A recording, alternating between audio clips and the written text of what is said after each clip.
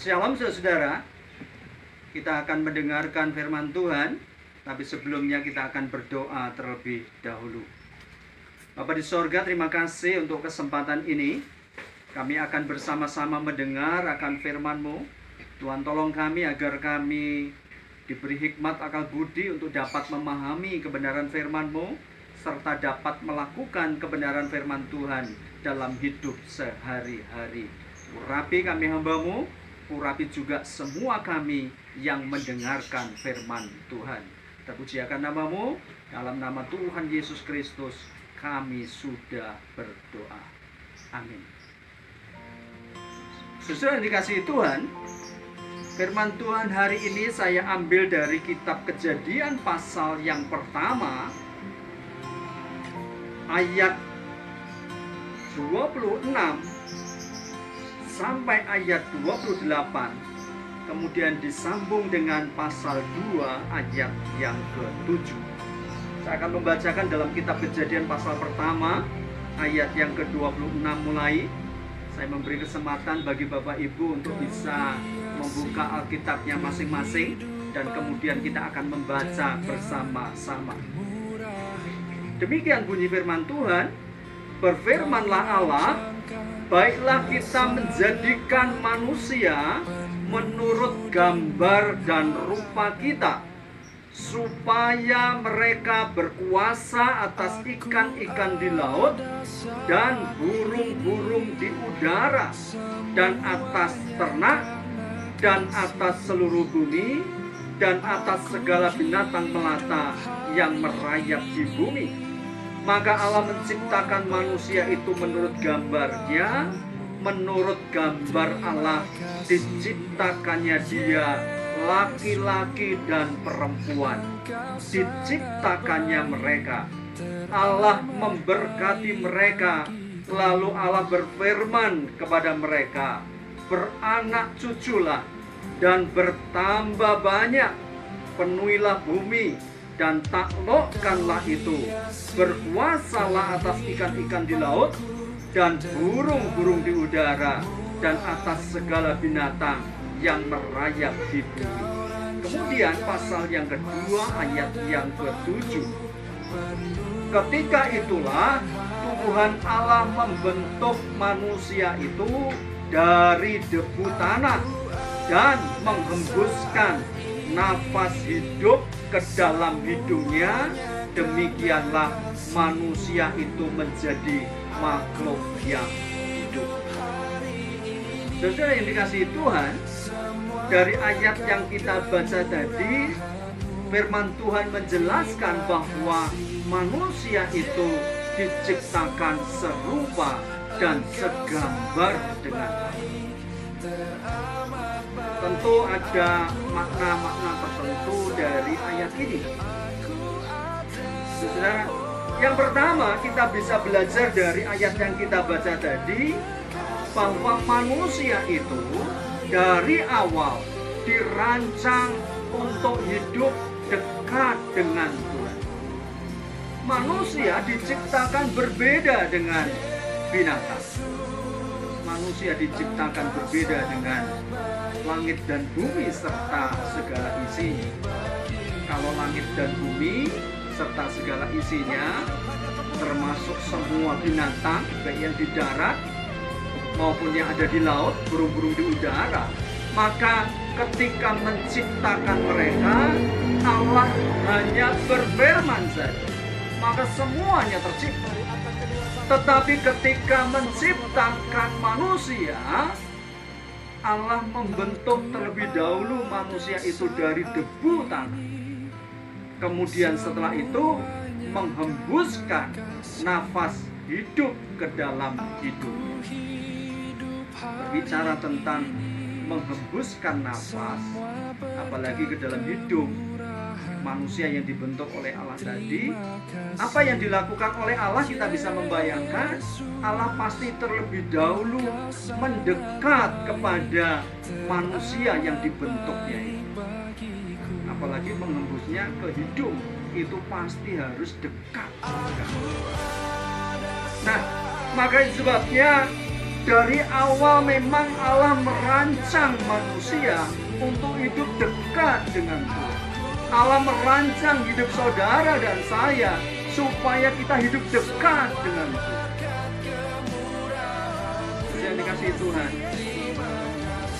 Allah menciptakan kerinduan akan Allah itu dalam hati setiap orang. Itulah sebabnya saudara, dalam sejarah agama-agama, dari awal manusia itu menyadari bahwa ada kekuatan yang lebih besar dari dirinya. Dulu manusia itu nggak tahu. Ketika mereka melihat gunung yang besar, mereka pikir di sanalah ada Allah, ada kekuatan yang luar biasa. Maka manusia mulai menyembah gunung. Kemudian ketika manusia melihat pohon yang rindang dan besar, mereka berpikir, oh, di sana ada kekuatan yang luar biasa. Maka manusia mulai menyembah pohon yang besar. Saudara, orang-orang yang ada di tepi laut, mereka hidup sebagai nelayan, khususnya di pantai selatan. Mereka berpikir bahwa di pantai selatan itu ada penguasanya. Maka mereka mulai menyembah Nyi Roro Kidul yang dipercaya sebagai penguasa yang ada di sana. Tentu kita juga mengetahui orang-orang Jepang, mereka menyembah matahari karena berpikir matahari memiliki kekuatan yang luar biasa. Nah, saudara dikasihi Tuhan, Allah merancang dalam hidup manusia untuk manusia itu menyembah kepada Allah, walaupun pada awalnya manusia salah memahami. Tapi kalau kita membaca dalam firman Tuhan, Allah merancang hidup saya dan saudara supaya kita hidup dekat. Itu juga yang terlihat, saudara, dalam kitab Keluaran pasal 19 ayat yang ke-6 dikatakan demikian. Kalau kita membaca, saudara, kitab Keluaran pasal 19 ayat yang ke-6, mari silakan saudara bisa membuka Alkitabnya terlebih dahulu. Saya akan bacakan. Kamu akan menjadi bagiku kerajaan imam dan bangsa yang kudus. Inilah semuanya firman yang harus kau katakan kepada orang Israel. Saudara, Allah merancang bangsa Israel supaya mereka semua menjadi kerajaan imam. Apa arti menjadi kerajaan imam? Saya pernah nonton di film, ada tokoh namanya Sun Gokong. Sun Gokong itu dia raja Kera. Tentu kerajaannya adalah kerajaan Kera. Namanya kerajaan Kera, sudah pasti anggotanya Kera semua. Nah, kalau Alkitab tadi mengatakan kerajaan imam, itu artinya kerajaan itu beranggotakan imam besar. Nah, inilah rancangan Allah dalam hidup saya dan saudara, supaya kita semua menjadi imam-imam Allah. Artinya apa? Allah ingin supaya kita semua dekat dengan Tuhan, karena imam punya tugas melayani Tuhan. Demikian juga saya dan saudara, Allah ingin supaya kita hidup dekat. Dan ternyata kalau kita membaca di dalam kitab Perjanjian Baru, hal yang sama diulang kembali. Kita membaca dalam kitab 1 Petrus pasal yang kedua ayat yang ke-9. Demikian bunyi firman Tuhan.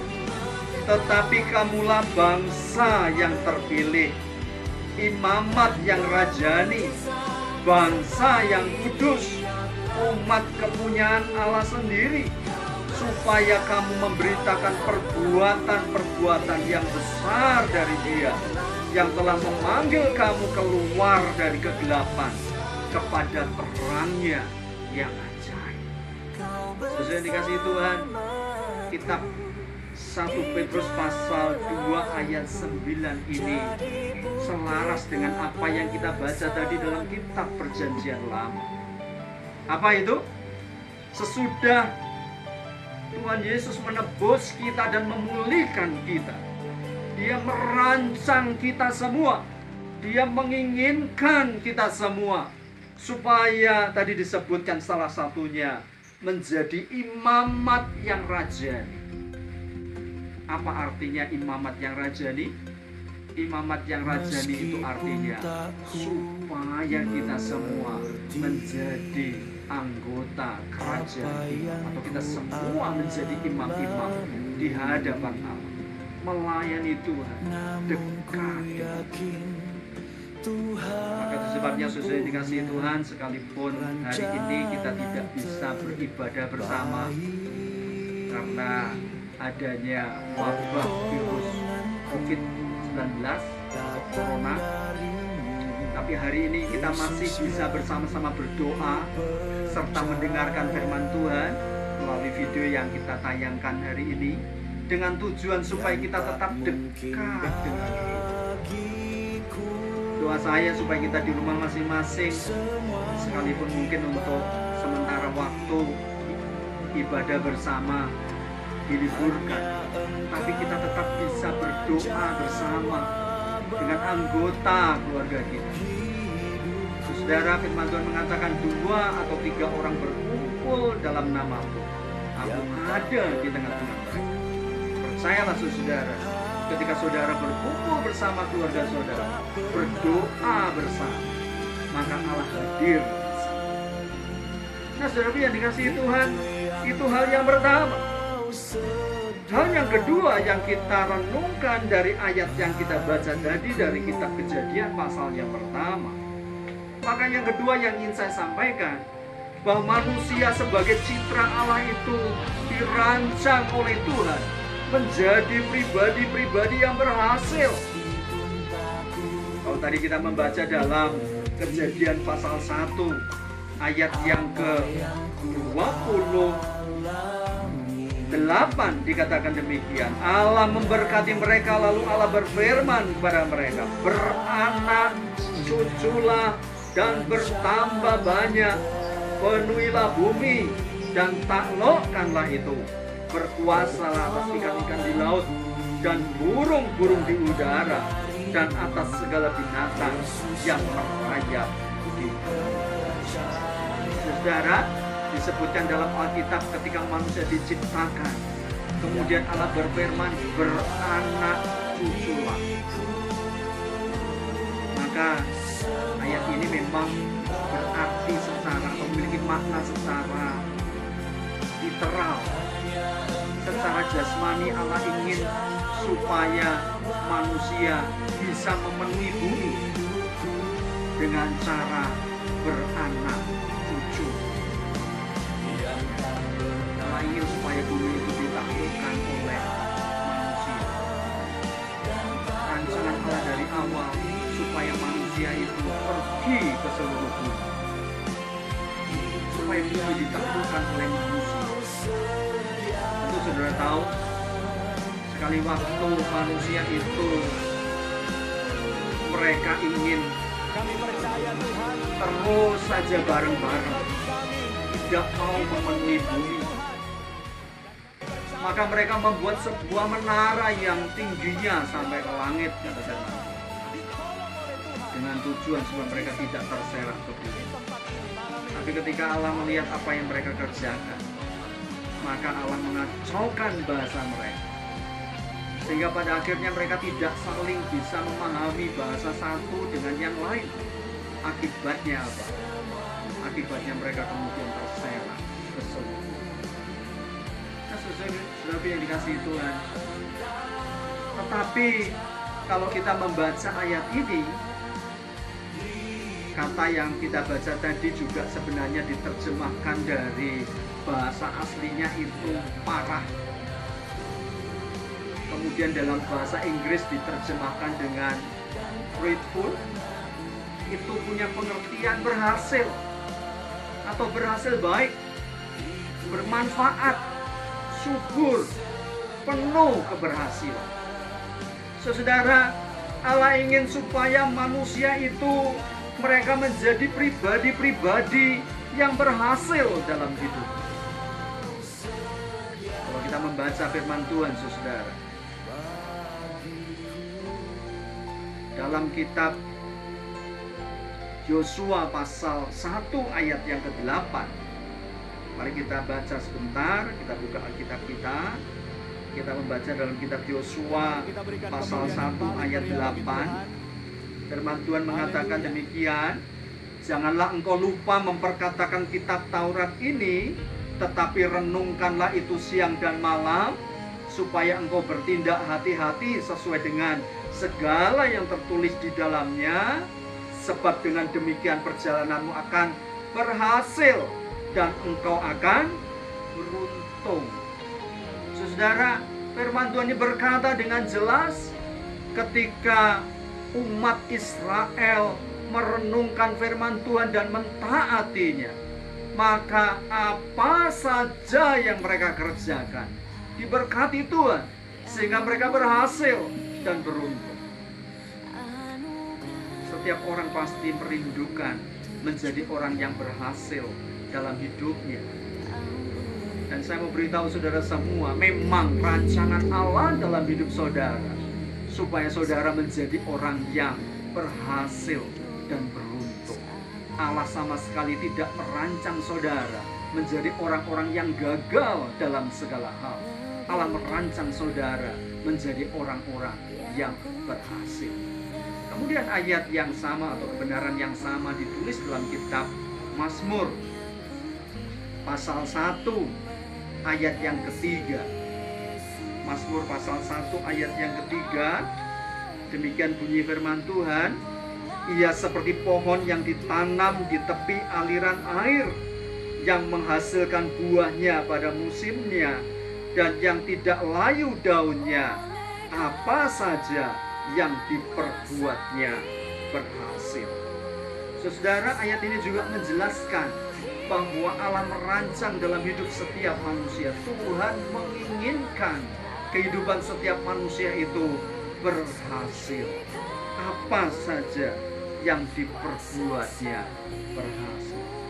Saya saudara semua memiliki orang-orang yang atau menjadi orang-orang yang berhasil dalam hidup saudara. Apapun yang sudah buat dalam hidup, baik dalam pekerjaan, baik dalam pendidikan, baik dalam pelayanan, Allah ingin supaya saudara dan saya kita menjadi orang-orang yang berhasil. Nah, saudaraku yang dikasihi Tuhan, inilah rancangan Allah dalam kehidupan kita. Bagian yang ketiga, yang terakhir yang saya sampaikan, manusia sebagai citra Allah atau sebagai gambar dan rupa Allah dirancang oleh Tuhan untuk hidup menjadi berkat. Saudara, kalau tadi dalam kitab Kejadian dikatakan supaya manusia itu bertambah, ya, beranak cuculah dan bertambah banyak. Tuhan ingin supaya saudara dan saya semakin bertambah. Kata bertambah itu dalam bahasa aslinya rabah, yang dalam terjemahan bahasa Inggrisnya multiply, memiliki pengertian mengalihkan dan melipat gandakan. Amin. Saudara, Allah ingin supaya saudara dan saya kita semakin bertambah-tambah. Allah ingin supaya kita semakin berlipat ganda. Apa yang harus kita lipat gandakan? Apa yang harus bertambah dalam hidup kita? Yang pertama tentu Allah ingin supaya kita semakin melipat gandakan talenta yang Tuhan percayakan bagi kita. Minggu yang lalu kita sudah juga mendengar Bapak Gembala menyampaikan hal ini, supaya kita melipat gandakan talenta yang Tuhan percayakan bagi kita. Sudah dikasih Tuhan berbicara tentang talenta, maka sebenarnya kita nggak akan pernah tahu talenta kita itu apa tanpa kita pernah mau mempergunakannya. Seperti perumpamaan tentang talenta, ada orang yang diberi satu talenta, dan apa yang dia lakukan dengan talenta itu? Talenta itu disimpan saja, tidak dipergunakan. Akibatnya apa? Tentu talentanya tidak berkembang, hanya disimpan. Saudara, kalau ingin talenta saudara berkembang, maka pergunakan talenta itu. Saudara berbeban dengan pelayanan pujian dan penyembahan, saudara bisa mengembangkan talenta saudara dalam bernyanyi, bermain musik. Jangan pernah berkata tidak bisa. Segala sesuatu bisa kalau saudara mau mencoba dan berusaha. Tentu dibutuhkan ketekunan agar talenta kita semakin berkembang. Saudara, talenta bisa kita pergunakan untuk melayani Tuhan. Hal yang kedua, apa yang mesti kita lipat gandakan, yaitu kepandaian atau akal budi kita. Tuhan ingin supaya dalam segala hal kita mengembangkan kepandaian kita, kecakapan kita, kemampuan kita, termasuk di dalamnya kemampuan dalam melayani, kemampuan dalam berusaha, dalam bekerja, bisnis kita. Allah ingin supaya kita semakin berlipat ganda, semakin maju. Itulah kehendak Tuhan, itulah rancangan Allah dalam hidup saudara dan saya. Allah ingin supaya kita semakin bertambah-tambah, semakin maju dalam usaha kita. Tentu Allah ingin ketika usaha kita maju, itu kita pergunakan untuk memuliakan Tuhan. Jangan sampai ketika usaha kita maju, kemudian kita lupa untuk beribadah kepada Tuhan dengan alasan kita sibuk dengan pekerjaan kita. Saudara, semakin kita diberkati, usaha kita maju, jangan lupa kemajuan dalam usaha dan pekerjaan kita harus kita pergunakan untuk memuliakan Tuhan.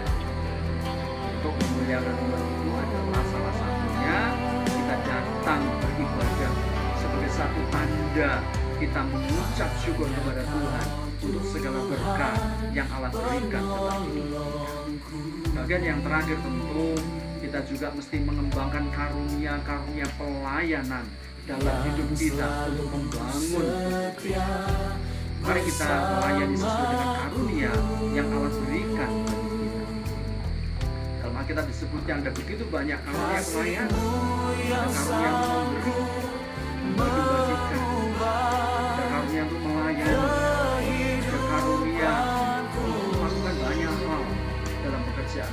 Yang penting kita lakukan semua untuk membangun tiga hal yang saya sampaikan ke saudara hari ini sebagai citra Allah.